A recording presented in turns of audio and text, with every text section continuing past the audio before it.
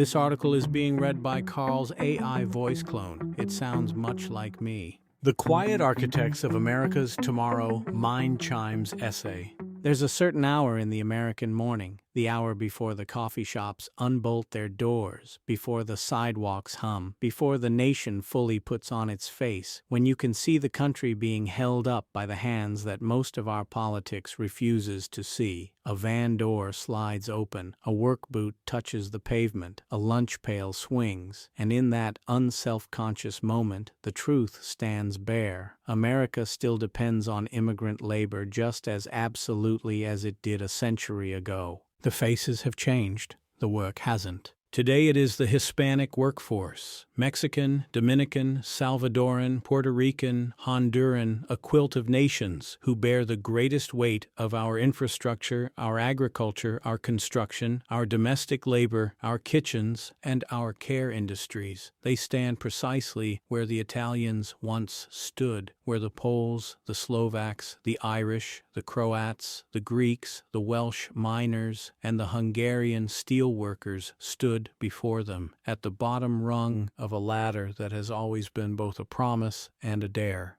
It is fashionable in certain corners of the nation to pretend that this ladder no longer exists, that the American dream is some kind of romantic fiction, a sepia-toned myth invented by civics textbooks and tired politicians. But when you watch these workers gather at dawn, shrug against the cold, and step into the long day ahead, you are reminded that the ladder never disappeared. It simply moved. And they found it. And yet, astonishingly, they are met not with gratitude, but with suspicion, not with opportunity, but with police lights, not with policy, but with panic. In some states, they are chased through neighborhoods by armed patrols, deputized by politicians hungry for applause lines. Their homes are raided, their workplaces stormed, their very presence recast as a criminal intrusion on ground soaked with the sweat of their predecessors. America, in its more shameful moods, is a country that forgets too easily. It forgets the Slavs who kept Pittsburgh's steel mills alive through unending shifts. It forgets the Welsh miners who tunneled into Appalachian darkness with nothing but a pickaxe and a prayer. It forgets the Italian masons who raised our cities brick by brick, often in weather so cold their hands bled through their gloves. They forgot the black sharecropper who clothed and fed this nation. These were not glamorous tasks. These were not celebrated jobs. But they were the jobs that built the bones of the nation. And now, here we are again, only this time the workers are speaking Spanish while doing the same vital work. The story hasn't changed, only the accent has. The United States thrives when it allows people to step onto that humble first rung, when it offers safety instead of fear, lawful pathways instead of labyrinths, dignity instead of demonization. Each generation of immigrant laborers has proven the same truth. Given a foothold, they will climb, and when they climb, the country climbs with them. The grandparents of yesterday paid college tuitions with double shifts, union cards, and battered lunch buckets. They bought the starter homes whose porches later held first-generation college graduates.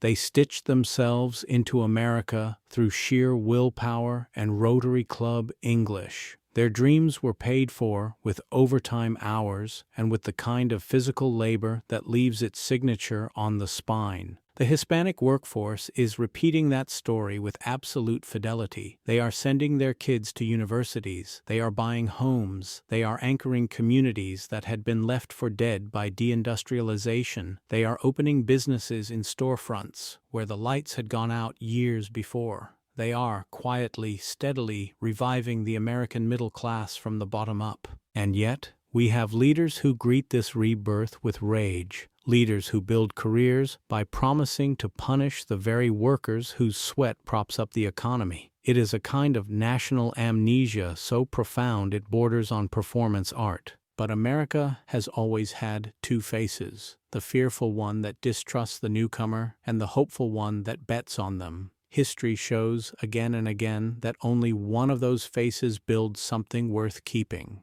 The question now is which face we intend to show. Because the story of America's Hispanic workers is not just an immigrant story, it is a future story, a story about who we are becoming and who we refuse to become, a story that asks whether we still believe in the alchemy that once turned steelworkers' children into doctors, miners' sons into professors, bricklayers' daughters into filmmakers and engineers. The truth is simple. America rises when its workers rise, all of them, without exception. If we extend to today's workforce the same battered, imperfect, but profoundly powerful opportunity that earlier immigrants clawed onto, they will do what every generation before them has done: pull the country forward. And if we deny them that chance, then it isn't their future we imperil, it's our own. This is the Mind Chimes moment, the reminder that progress does not come from nostalgia or fear, but from the courage to remember who built this place and who is still building it every single morning before the sun fully remembers how to shine.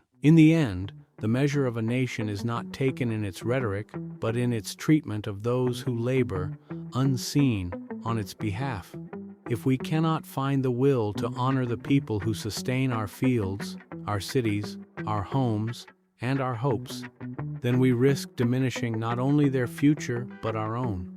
The work continues. The responsibility is ours. And the story, America's story, is still being written. Thank you for reading Mind Chimes. If this piece resonated, share it, discuss it, and let it echo outward. I'm Carl. Thanks for reading or listening.